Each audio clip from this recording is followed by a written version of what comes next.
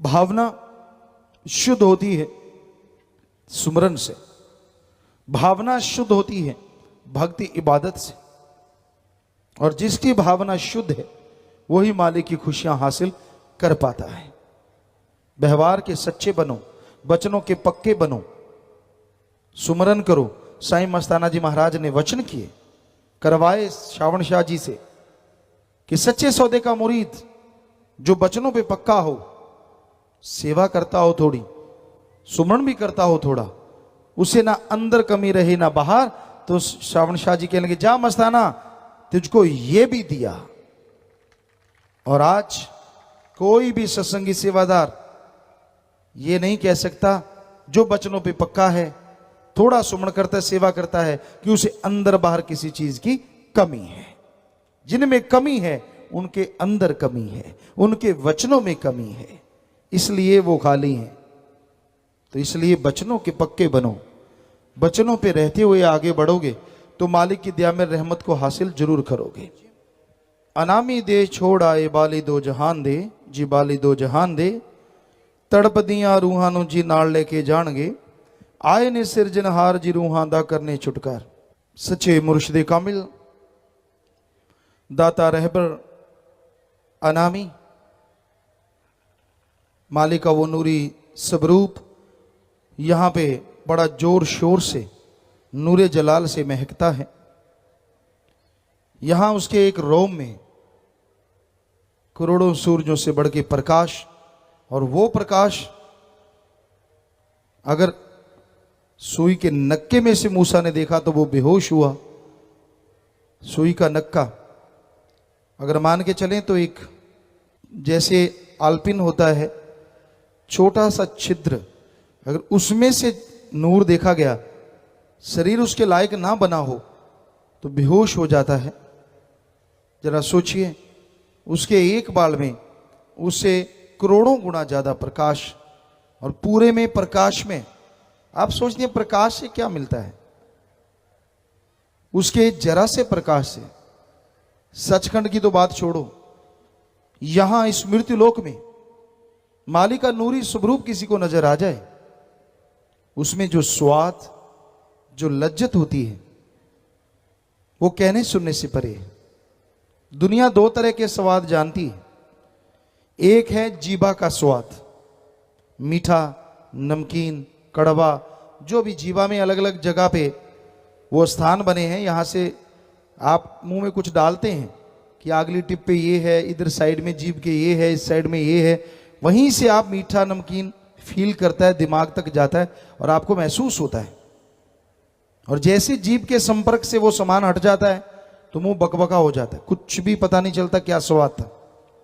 दूसरा स्वाद इंद्रियों के भोग विलास, जिसके पीछे लोग पागल हुए फिरते हैं, जिसके पीछे झगड़े झमेले होते हैं, जिसके पीछे घरों के घर बर्बाद हो जाते हैं। दो तरह के स्वाद हैं इस संसार में। तो आप किसी भी स्वाद के आशिक हैं, मीठा, नमकीन, कोई भी, जो भी चीज दुनिया में आपको अच्छी लगती है, इस मृत्यु लोक में मालिक अगर अपने नूरी स्वरूप का एक झलक दिखा दें तो वो एक झलक इन सब स्वादों से और हर किसी को अरबों खरबों गुना ज्यादा मीठी स्वाददायक लगेगी, जिसकी कल्पना नहीं की जा सकती, कल्पना से परे है। आदमी सोचते हैं यार कैसे देख सकते हैं हम, जोर लगा लिया। क्या जोर लगा लिया आपने, जरा बताइए। नाम लिए जी 40 साल हो गए, 50 हो गए होंगे भाई, पर हमें बताएंगे क्या आपने 50 महीने सुमरण किया? चलो छोड़ो, आप कई सज्जन तो ऐसे, क्या 50 दिन सुमरण किया? तो फिर आपने क्या जोर लगा लिया? नूरी स्वरूप बिना सुमरन के नजर नहीं आ सकता। दूसरा, इतना दृढ़ यकीन, वचनों का पक्का, व्यवहार का सच्चा, और तन मन धन से सेवा करता हो सकता है मालिक उसे नूरी स्वरूप दिखा दे बिना सुमरण किए ही ये संभव है, वरना सुमरण के बिना नूरी स्वरूप नजर नहीं आता। मैंने जी एक दिन सुमरण किया, एक दिन में क्या, सिर्फ 1 घंटा, आधा घंटा सुबह, आधा घंटा शाम। वो तो घंटा ही सुमरण हुआ, दिन कैसे गिन रहे हो आप? दिन तो 12 घंटे का होता है। तो इसलिए आप कैलकुलेट करो, घंटे गिन के देखो कितने घंटे सुमरण किया है। आप 2 महीने सुमरण कर लो सच्चे दिल से, सच्ची भावना से। चलो घंटा सुबह शाम वैराग्य में, तड़फ से, व्यवहार के सच्चे बन जाओ, वचनों के पक्के बन जाओ। हम आपको गारंटी देते हैं अंदर से मालिक के नजारे आने शुरू जरूर हो जाएंगे। और भावना शुद्ध हो गई तो मालिक नूरी स्वरूप में भी आ जाएंगे। अब इससे आसान तरीका तो कोई हो ही नहीं सकता। यानी 2 महीने घंटा सुबह शाम कैलकुलेट करो तो 5 दिन और 5 रात बनते हैं, 2 महीने नहीं बनते। तो इसलिए साईं जी ने तो इतना आसान तरीका बता दिया कि भाई चलते बैठ के लेट के काम धंधा करते जाप करो सही, वो मंजूर होगा ही होगा। है ना गजब। पहले के युग में लोग, उन युगों में सैकड़ों साल बैठे रहते थे, शरीर में दीमक लग जाता था। पक्षी घोंसले बना लेते थे, पशु पेड़ समझ के उसमें अपना शरीर हमेशा पहुंचते रहते थे, शरीर सड़ जाते थे, मांस गल जाता था। तब कहीं आके सैकड़े सालों के बाद मालिक की थोड़ी झलक नसीब में आती थी। और साईं जी ने तो गजब किया, नाम ले लो, सुमरण करो। अरे वैसे नहीं तो क्या पता सपने में ही सतगुरु नजारे दिखा जाए। कितना आसान है, कुछ भी तो नहीं करना पड़ा, शरीर ज्यों का त्यों, कोई तकलीफ नहीं उठानी।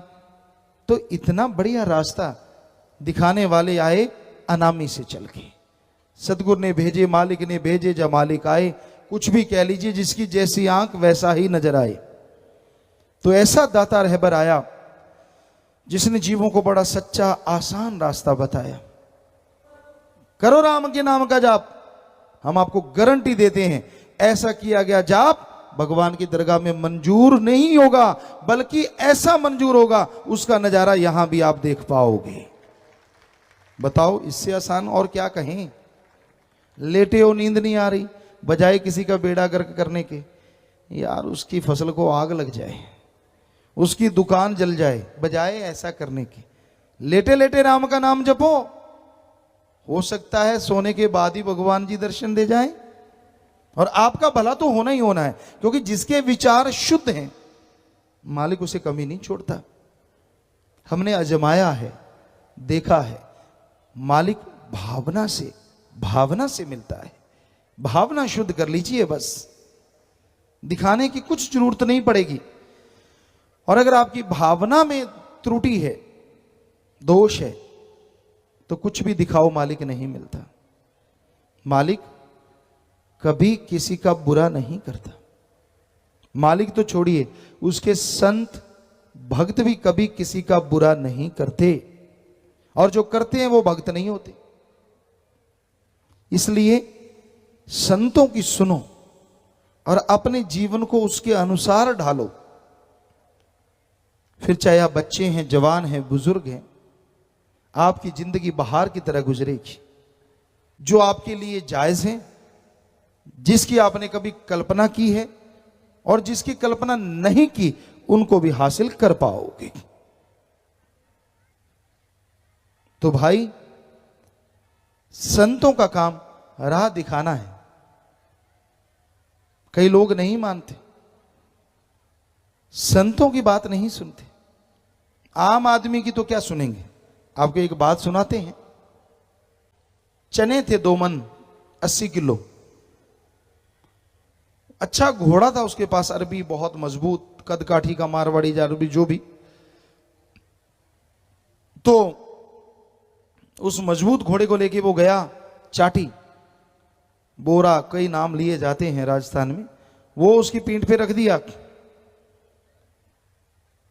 और चने डालने लगा, लेकिन साथ एक साइड में रेत डालने लगा। एक तसला भर के चने डाल दे, दूसरी साइड में एक तसला भर के रेता डाल दे। एक समझदार सज्जन देख रहा था, कहने लगा, ये भाई ये क्या कर रहा है? कहता वजन बराबर कर रहा हूं। कैसे?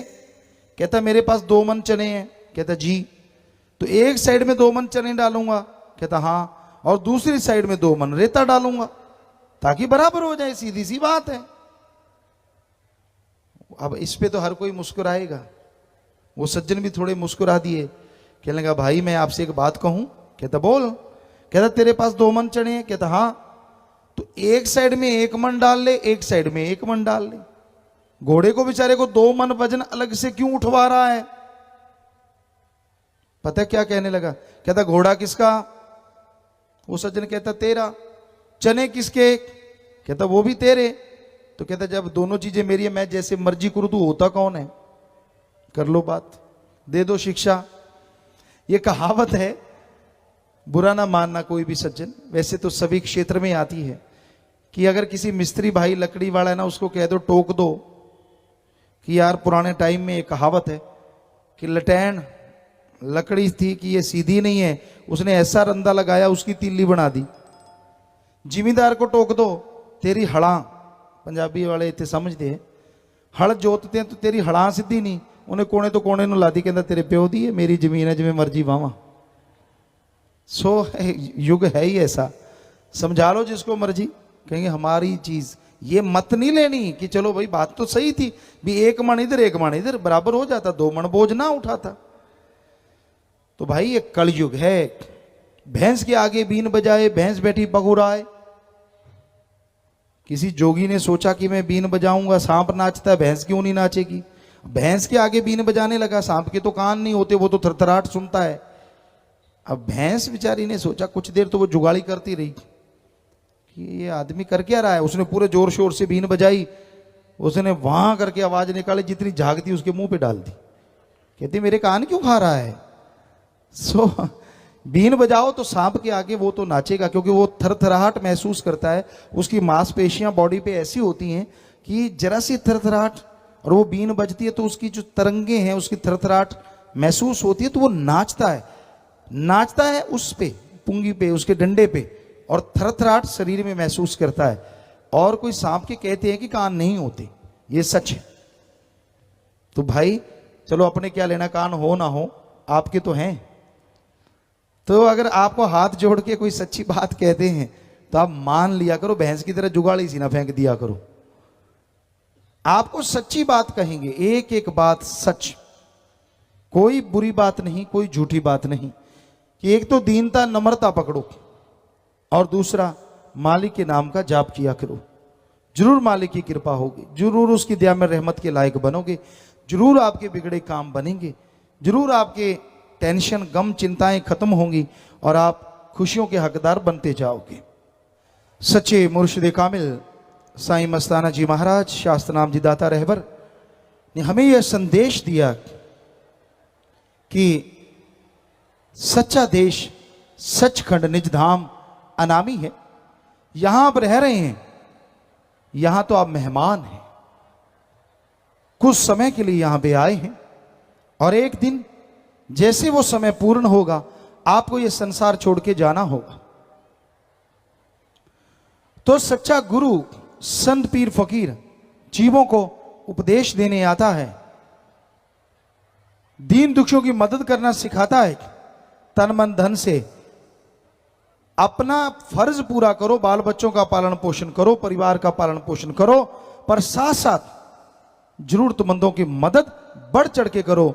अरे जरूरतमंदों की मदद करने से आपके बच्चों का नहीं बल्कि आने वाली पीढ़ियों का भला होता रहेगा।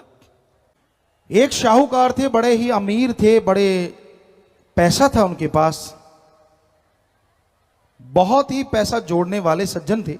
हिसाब लगाने लगा, हिसाब लगा के मुनि बताने लगा कि जी आपने इतना पैसा जोड़ दिया है कि आपकी 10-11 पीढ़ियां आराम से बैठ के आपके पैसे पे जिंदगी गुजार सकती। शाहूकार रोने लग गया, वो जो मुनीम था वो दंग रह गया। मैंने सोचा ये खुश होगा, ये तो रो रहा है। मुनीम कहने लगा शाहूकार जी आप रो क्यों रहे हैं? कहता 10-11 पीढ़ियां तो खा लेंगी, 12वीं पीढ़ी तो भूखी मरेगी ना, बताओ। मुनीम समझदार था, कहने लगा फिर आप क्या चाहते हो? कहता मैं ये चाहता हूं कि मेरी अगली पीढ़ियां भी आराम से जिंदगी गुजार सके, मैं क्या दान करूं।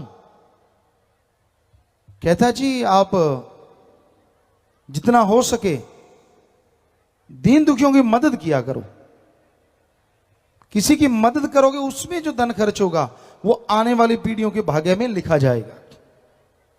कहने लगा अच्छा कितना दान करूं। मुनीम ने आंखें खोलनी थी शाहूकार की। कहता एक बार तो आप भोजन बना के ले चलो। कहता ठीक है जी। भोजन बना लिया। मुनीम को पता था वहां रूहानी भक्त रहता है। कहने लगा उस भक्त को आप खाना दे के आते हैं। जाके उसका दरवाजा खटखटाया। भक्त जी बाहर आए। कहने लगे बोलो जी शाहूकार जी अहो भाग्य, आप नगर सेठ हैं, मेरे पास आए हैं, बताइए मैं आपकी क्या सेवा करूं। तो वो शाहूकार कहने लगा सेवा तो मैं करने आया हूं। कहने लगा जी क्या। आपके लिए भोजन लेके आया हूं। वो भक्त जी कहने लगे 1 मिनट रुको, मैं अभी आया। घर चला गया। कहने लगा जी ये शाहूकार जी आप भोजन किसी और को दे दो। कहने लगा क्यों। कहने लगा मेरे पास शाम का भोजन है, मैं घर से पूछ के आया हूं, शाम तक का भोजन मेरे पास है, इसलिए मैं नहीं लूंगा आपका भोजन, इसलिए आप किसी और को दे दो। दंग रह गए शाहूकार, यार ये कैसा आदमी है, मेरे को 12वीं पीढ़ी का फिक्र पड़ा हुआ है और इसको शाम का ही फिक्र है, सिर्फ शाम का भोजन है, कल का। कहता तो कल के लिए रख ले। कहता जिसने आज दिया है वो भगवान कल को भी दे देगा। ਧੰਨ ਸਤਿਗੁਰੂ ਤੇਰਾ ਹੀ ਆਸਰਾ। ਗੁਰੂ ਜੀ ਦੀ ਪਿਆਰੀ ਸੰਗਤ ਨੂੰ ਨਿਵੇਦਨ ਕੀਤਾ ਜਾਂਦਾ ਹੈ ਕਿ ਹਰ ਰੋਜ਼ ਸਤਸੰਗ ਸੁਣਨ ਦੇ ਲਈ ਸਾਡੇ ਚੈਨਲ ਡੇਰਾ ਸੱਚਾ ਸੌਦਾ ਨੂੰ ਸਬਸਕ੍ਰਾਈਬ ਕਰ ਲੈਣਾ ਜੀ।